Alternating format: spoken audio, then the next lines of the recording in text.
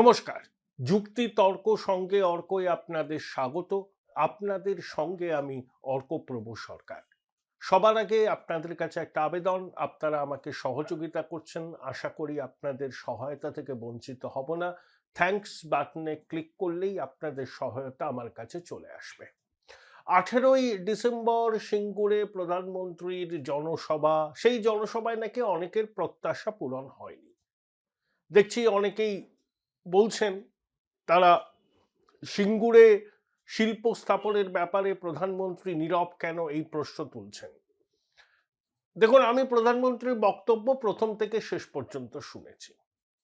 আমার পরিষ্কার মনে হয়েছে প্রধানমন্ত্রী বার্তাটা খুব সদর্থক দিয়েছেন। প্রথম কথা, সিঙ্গুরের জমি কৃষকদের ফেরাতে নির্দেশ দিয়েছিল সুপ্রিম কোর্ট। এখন প্রধানমন্ত্রী যদি সিঙ্গুরের মাটিতে দাঁড়িয়ে বলেন যে ওই জমিতেই আবার ফিরিয়ে দিতে হবে শিল্পপতিদের, সেটা সুপ্রিম কোর্টের নির্দেশের ভায়োলেশন হয়। প্রধানমন্ত্রী সাংবিধানিক পদে আসেন, তিনি কিভাবে সুপ্রিম কোর্টের নির্দেশকে এইভাবে খুল্লাম খুল্লা ময়দানে চ্যালেঞ্জ করতে পারেন? সবাই তো বঙ্গেশ্বরী নন যিনি আইন মানেন না, সংবিধান মানেন না।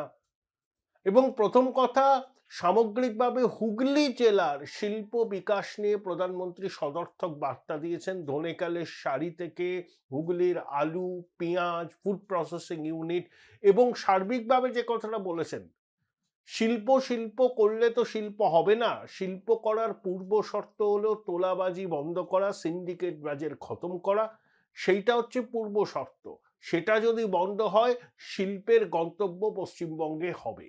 ঠিক যেভাবে আসামে হয়েছে, ঠিক যেভাবে উড়িষ্যায় হয়েছে, বিহারে হচ্ছে, পশ্চিমবঙ্গেও হবে, যদি এই পূর্ব শর্তগুলো পালন করা যায়। এবং তার জন্য দরকার বিজেপির সরকার, এটাই প্রধানমন্ত্রী বলেছেন। তাহলে সিঙ্গুরের মাটিতে দাঁড়িয়ে ওখানে টাটাকে ফিরিয়ে আনা হবে, এটা অবাস্তব কথা। টাটা আসবে কেন? প্রথম কথা, সেটা সানন্দে একটা সেট আপ করেছে।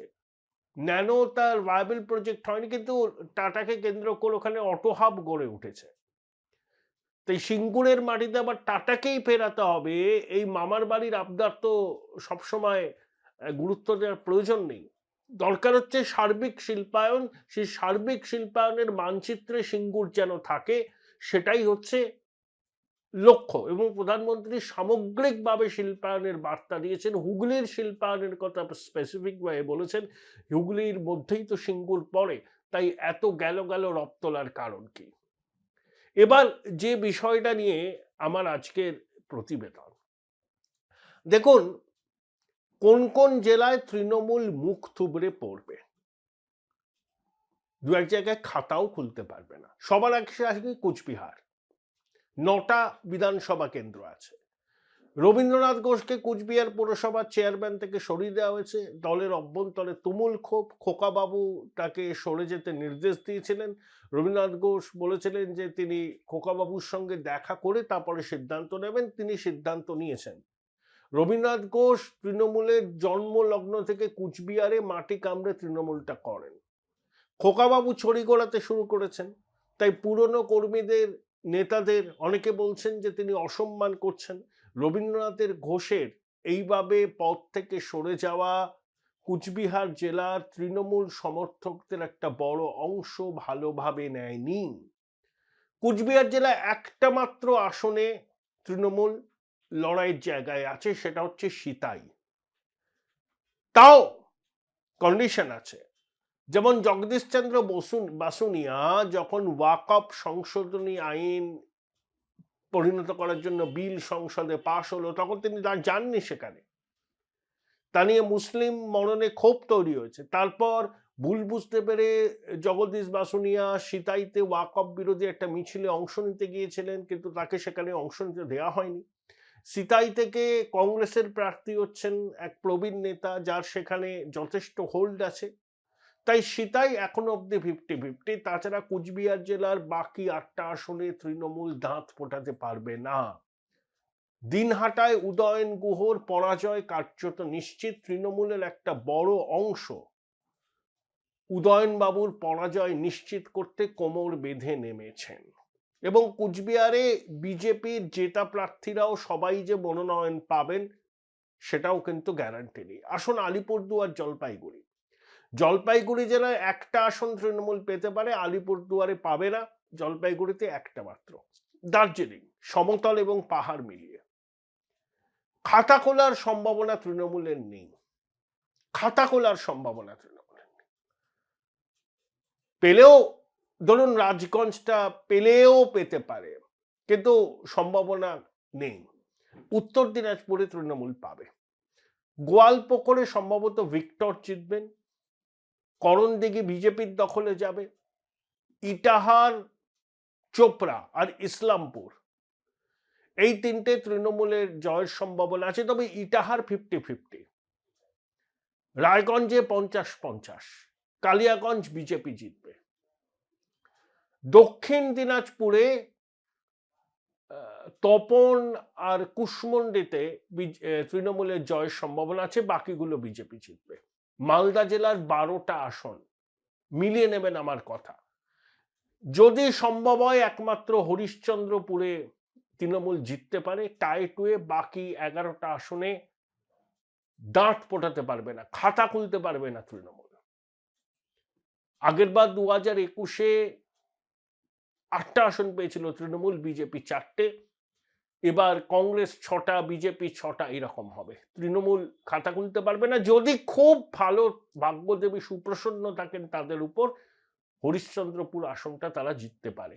তাহলে আগের বার জিতেছিল 8টা আসন, এবার হয়তো সর্বোচ্চ একটা আসন জিততে পারে। তো হরিশ্চন্দ্রপুর এখনো পর্যন্ত আমরা যে গ্রাউন্ড রিপোর্ট পেয়েছি তাতে তৃণমূলের অবস্থান খুব শক্তপোক্ত নয়। মুর্শিদাবাদে 22টা বিধানসভা কেন্দ্র, আগের বার 20টা তৃণমূল জিতেছিল, বিজেপি 2টো। এবার মুর্শিদাবাদে তৃণমূল সিঙ্গেল ডিজিটে নেমে আসবে, ওই 6 থেকে 7টা। শুধুমাত্র হুমায়ুন ফ্যাক্টর নয়, হুমায়ুন অনেক জায়গায় তৃণমূলের যাত্রাভঙ্গ করবেন, 1-2টো আসনে জিততে পারেন, তিনি হয়তো জিতবেন, কিন্তু সেখানে কংগ্রেস, বাম, আইএসএফ সবার একটা অলিখিত সমঝোতা হবে। তাই সংখ্যালঘু ভোট, মুসলমান ভোট, যেটা 100-র মধ্যে 91টা তৃণমূল পেয়েছিল, সেটা কিন্তু এবার পাবে না। তাই মুর্শিদাবাদে সর্বোচ্চ 6 থেকে 7টি আসন পেতে পারে, পেয়েছিল 20টা, এবার 6 থেকে 7টা। আপাতত কুচবিহার থেকে মুর্শিদাবাদ পর্যন্ত জেলাগুলোর পূর্বাভাস দিলাম, যে জেলাগুলোতে তৃণমূলের মুখ থুবড়ে পড়ার সম্ভাবনা প্রবল।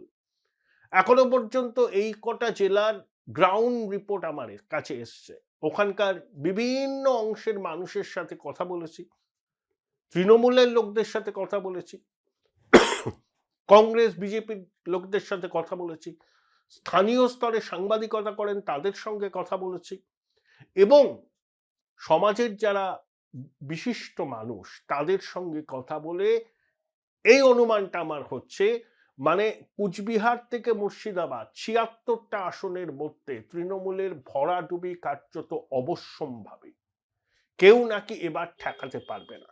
যদি মুর্শিদাবাদ পর্যন্ত তৃণমূলের এই রকম ভরাডুবি হয় বা মুখ থুবড়ে পড়ার সম্ভাবনা থাকে, তাহলে সরকার গঠনের প্রশ্ন কিন্তু অনিশ্চিত হয়ে যাবে।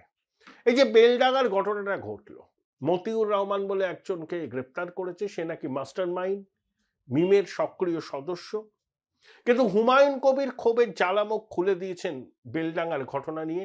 কি বলেছেন তিনি, আমায় শুনেন।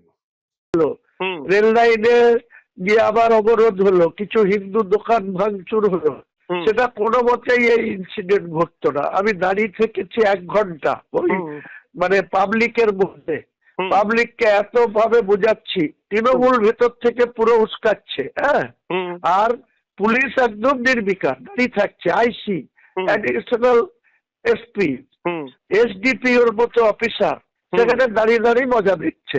আমি বললাম এর পরিণতি কিন্তু খুব খারাপ জায়গায় যাবে। তারপরে যখন তারা আবার আইন ভাঙলো, যারা যখন দোকান ভাঙচুর করতে গেল, তখন 30 জনকে অ্যারেস্ট করলো। এটা তো দরকার ছিল আগে, যখন তারা এরকম উচ্ছৃঙ্খলতা করছে, আমাদের কথাও শুনছে না, তখন আমি পুলিশকে বললাম দরকার হলে মৃদু লাঠিচার্জ করুন, এখানে আমি দাঁড়িয়ে থাকছি, আপনাদের কেউ ওখানে কিছু করতে পারবে না। কোনো মতেই পুলিশ বলছে আমাদের উপর থেকে নিষেধ আছে। তাহলে উপর থেকে নিষেধ আছে, এইভাবে বিশৃঙ্খলা চলবে? তাহলে আপনারা কি করতে চাইছেন? অথচ অভিষেক এসে আমার বক্তৃতাতে বলছে যে বিজেপির বাবুরা আমি আমার নাম না করে আমাকে বলছে যে এর ইন্ধনে সব হচ্ছে। তাহলে তোর প্রশাসন কিসের জন্য আছে? গদ্দার বলেছে, বলেছে তো তোর পিসি কিসের জন্য আছে, তোর প্রশাসন কিসের জন্য আছে? আমার কি দায় আটকে গেছে যে আমাকে সমস্ত কিছু পিস রাখতে হবে? তোরা কিসের জন্য আছিস? তোরা রাজ্য সরকারে বসে আছিস, তোরা ক্ষমতা ভোগ করছিস, আর এইখানে মানুষের মানে সিকিউরিটি নিয়ে তোরা ছিনিমিনি খেলছিস, মানুষের নিরাপত্তা নিয়ে তোরা ছিনিমিনি খেলছিস। যারা রাস্তায় নেমেছিল হুমায়ুন দা বেলডাঙ্গায়, তারা কারা? তাদের রাজনৈতিক পরিচয় কি? কোনো রাজনৈতিক পরিচয় নাই, তারা আম পাবলিক, সাধারণ। ইমোশনালি তারা তাদের প্রতিবেশী কেউ মার খাচ্ছে, কেউ মারা যাচ্ছে, কেউ বিহারে মার খাচ্ছে, কেউ ঝাড়খণ্ডে খাচ্ছে, কেউ উড়িষ্যাতে তাদের ডেড বডি আসছে। তারা একদমই আম পাবলিক। তারা ভোট দেওয়ার সময় অধিকাংশ তারা বিগত 4-5-3-4টে ইলেকশনে সব তৃণমূলকেই ভোট দিয়েছে। হ্যাঁ, এখন তৃণমূলের কন্ট্রোলে নাই, তারা এখন এই সবগুলা করছে, এত তাদেরকে নিষেধ করা হচ্ছে। আমি প্রথম যেদিন শুক্রবারে আমি কলকাতা যাই, যেদিন ডেড বডি নিয়ে অবরোধ করে, আমি তখন বারবার নিষেধ করেছিলাম যে তোমরা এটা করো না, তোমরা ডেড বডি তোমাদের কবরস্থ করো, আমি কলকাতা থেকে ফিরে তোমাদের কাছে বসবো, বেলডাঙ্গা থানার সাথে বসবো, অফিসারদের সাথে বসবো, তোমাদের যাতে বিচার পাও তার ব্যবস্থা করব। কিন্তু তারা এইসব উস্কানিতে 6 ঘন্টা 7 ঘন্টাটা করলো।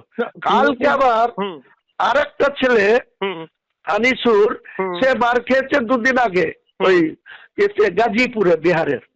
তাকে নিয়ে এসে বেলডাঙ্গা একটা হসপিটালে ভর্তি করেছে।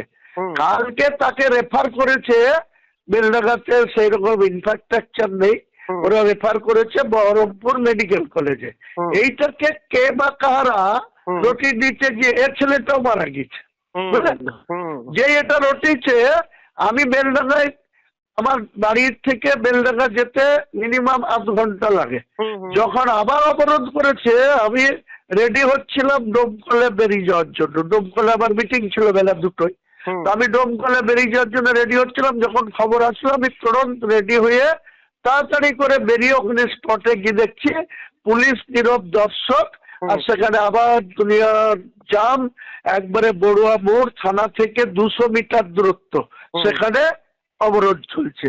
আমি সেখানে সরাসরি নেমে গেছি, তার ফুটেজ আপনি পাবেন, এবিপিতেও দেখাচ্ছে, বিভিন্ন চ্যানেলে দেখাচ্ছে, আমি দেখেছি। কারণ হ্যাঁ, তো তাহলে পুলিশ কি চাইছে? পুলিশ চাইছে আবার একটা ঝামেলা বাড়ুক।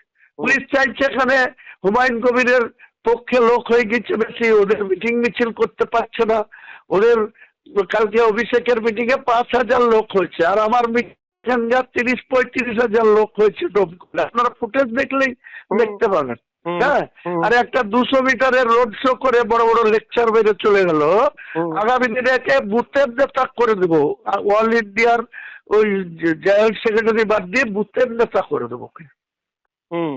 তার মানে তৃণমূলের এই উস্কানি দেওয়ার পিছনে কি ভোটের অঙ্ক, আবেগ কি উস্কানি? একদম ভোটের অঙ্ক, পুরোপুরি লোকাল থেকে দেখছে হুমায়ুন কবিরের এত ইমেজ হয়ে যাচ্ছে। হুমায়ুন কবির বাবরি মসজিদ এত ভাবে জাঁকজমক ভাবে ভিত্তি স্থাপন করে দিল, তারপরে 10ই ফেব্রুয়ারি বাবরি মসজিদের কাজ শুরু হয়ে যাবে, তাহলে আমাদের ভোট ব্যাংক ধস নেমে যাবে। এখন তাদের ফাঁসানোর জন্য, তাদের বিশ্বাস করে বিপদে ফেলার জন্য এসব প্ল্যান করছে, বুঝতে পারছো? হ্যাঁ, বুঝলাম। কিন্তু মিমের সঙ্গে একটা বৈঠক হওয়ার কথা আছে না তোমার? হায়দ্রাবাদ যাবে বলছিলে, কবে সেটা? দাদা, আমাকে এইসবের জন্য প্রোগ্রামটা পিছাতে হয়েছে। ওনারাই সম্ভবত আসবে, তারা ডেট দেবে, বা আমাকেও যদি যেতে হয় বা আমার কোনো প্রতিনিধি যাবে, সেটা কালকের মধ্যেই পাকা ইনফরমেশন পেয়ে যাবেন। আমি এখন ওটা সার্কুলেট করতে চাইছি না। আমার সঙ্গে এদের মিমের সাথে আলোচনা জারি আছে, আইএসএফ এর সাথেও আছে, এবং সিপিএম এর সাথেও আছে। সিপিএম রাও ওদের সেলিম সাহেব কেরল যাচ্ছে, কেরল থেকে 22 তারিখে ফিরবে। তারপরে আমি সবারই সাথে ঠিকঠাক করে, এখন এটাকে কোন রকম ওপেন করেন না। কেন্দ্রীয় বাহিনীর নিরাপত্তা, যেটা খুবই দরকার বলে আমার ব্যক্তিগতভাবে মনে হয়, তোমার সেটা কোন স্টেজে দাঁড়িয়ে আছে? সেটা দাদা শুক্রবারে হিয়ারিংটা হয়েছে। হুম শুক্রবারে হিয়ারিং হয়ে ওনারা জাস্টিস সুপ্রিম ওনাদের সবারই যাওয়ার কথা ছিল ওই সার্কিট বেঞ্চ, যেটা নর্থ বেঙ্গলে সুপ্রিম কোর্টের প্রধান বিচারপতি এবং আমাদের রাজ্যের 14 জন বিচারপতি, তার মধ্যে ইনি ছিলেন। কাজে তড়িঘড়ি করে হিয়ারিংটা করার পরে আবার উনি নেক্সট সোমবার আগামীকাল হিয়ারিং রেখেছেন, দিয়ে ওনারা চলে গিয়েছিলেন চার্টার বিমানে করে ওখানে প্রোগ্রাম সেরে আবার কালকে হিয়ারিংটা উঠবে। আশা রাখছি আমার সিকিউরিটি কেন্দ্র বাহিনী পাওয়ার জন্য যথেষ্ট গ্রাউন্ড আছে, তো সেক্ষেত্রে নিশ্চয়ই হবে। আপনি ধরেন ডাইরেক্ট ওরা দিতে চাইছে, আমি আপনাকে বলছি, কিন্তু কোনো মতেই নেব না সেটা, নেব না। কারণ এমনিতেই টিএমসি আমাকে দেখে দেওয়ার চেষ্টা করছে আমি বিজেপির হয়ে কাজ করছি, বিজেপির দালালি করছি। কালকে অভিষেক সেটা বলেছে, দেখেছেন যে বিজেপির বাবুরা নতুন করে এক গদ্দার তৈরি হয়েছে। কে গদ্দার? মমতা ব্যানার্জি কত রকম গদ্দারি করেছে বাংলার মানুষের সঙ্গে, সেটা আমি আগামী দিনে প্রমাণ করবো। আমি গদ্দার না তারা গদ্দার? এটা তোমার অফিসিয়াল ভার্সন, এটা কিন্তু আমি আপলোড করব। হ্যাঁ।